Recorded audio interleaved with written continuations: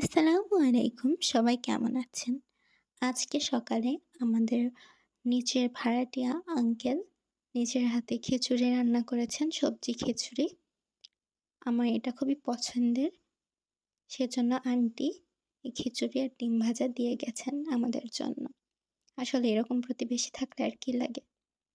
তারপরে দুপুরে সবাই মিলে আমরা পিকনিক করেছিলাম। আন্টি গরুর মাংস রান্না করেছিলেন আর আমার আম্মু বিরিয়ানি।